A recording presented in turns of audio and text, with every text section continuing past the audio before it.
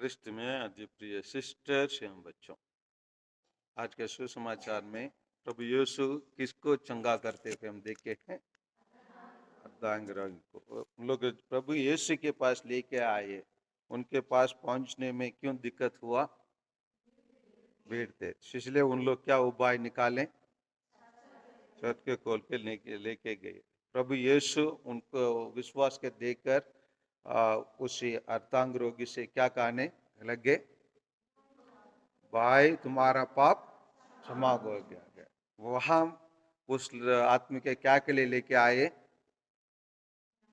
चंगा प्राप्त करने के लिए। क्या क्या का चंगा है? शारीरिक बीमारी से चंगा पाने के लिए लेके आए।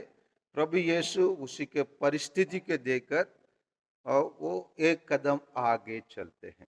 एक कदम आगे चलते हैं। हम लोग जैसे वकील या नहीं डॉक्टर के पास जाएंगे तो अपना परिस्थिति से हम लोग कष्ट से बाहर निकलना है तो कहा जाता है, वकील या डॉक्टर का हम क्या नहीं कहना है? झूठ नहीं बोलना है। जो भी घटना है उसी के बता देना है, जैसे हुआ तो वैसे बोल देना है। क्या बीमारी है उसको पूरा जानकारी बताना है, तब तो डॉक्टर क्या करेंगे? सही इलाज देंगे। उसी काम को ही प्रभु यीशु करते हैं। लेकिन वहां के लोग इस पर शास्त्री और फरीसी सोचने लगे। क्या सोचने लगे? हाँ, ये इस निंदा करने वाला यह कौन है? ऐसे सोचने वाले किसके पास उसी अर्धांग रोगी के लेके आए? उसी के पास ही लेके आए जो चंगा कर सकते हैं बोल के ही उसके लेके आए, और वो वही काम कर रहा है। लेकिन उन लोगों को क्या हो गया? जलन हो गया और उसी बात को स्वीकार करना मुश्किल हो गया। हाँ, और उनके ये बात जानकर प्रभु यीशु उनसे क्या करने लगे? मन ही मन क्या सोच रहे हो? क्योंकि प्रभु यीशु उस बीमारी का मूल कारण, जड़ कहा, वो जड़ को पकड़ा। किस कारण से उस व्यक्ति अर्धांग रोगी बना, उसी जड़ को ही प्रभु यीशु चंगा करना चाहते थे, उसी को ही मिटाना चाहते थे।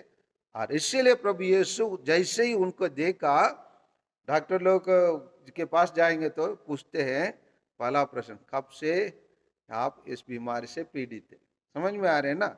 उसी प्रकार प्रभु यीशु कब बीमार बना, उसी के कारण को वो जानता था, क्योंकि वो ईश्वर के पुत्र थे। इसीलिए उनके पहले ही ये जानकारी उसके पास विद्यमान था।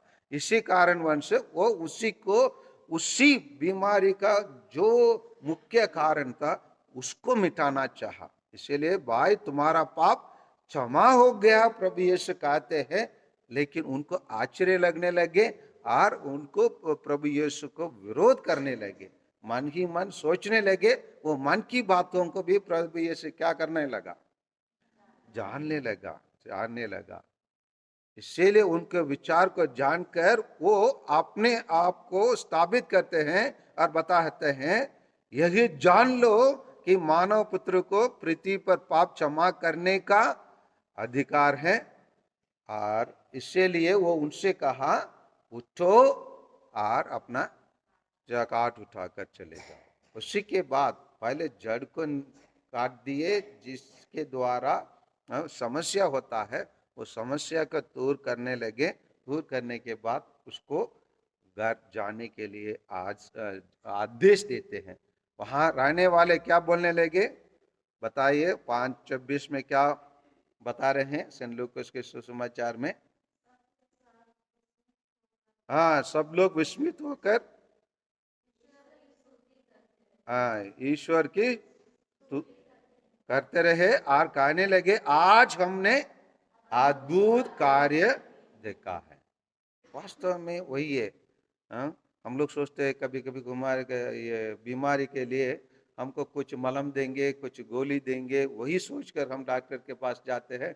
डॉक्टर दूसरा कुछ बताते थे, हम अरे यार वो ऐसे कुछ बताते, ये कैसे हो सकता है बोल के कभी कभी, जैसे नमान है ना, आया था ना, ये नबी के पास आए, नबी ने बोला जाओ कहाँ, यर्दन नदी में डुब लगा कर 7 बार आप स्नान कर ले, सब ठीक हो जाएगा। वो कारण बताया, उसका मूल जड़ को, बीमार के मूल जड़ को कैसे निकाल सकते हैं उसी को बताए।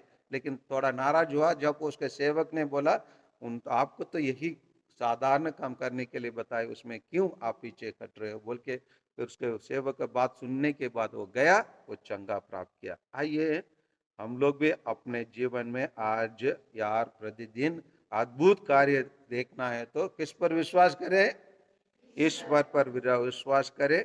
आइए हमारे अंदर भी हम लोग ईश निंदा करने वाला बात को हम कभी कभी हम सोचते लगते हैं, ऐसे हो रहा है बोल के हम लोग भी मन में कुछ विचार आते हैं, तो वो गंदे विचार को हम लोग मिटा दें और ईश्वर पर पूर्ण रूप से विश्वास करें। आमीन।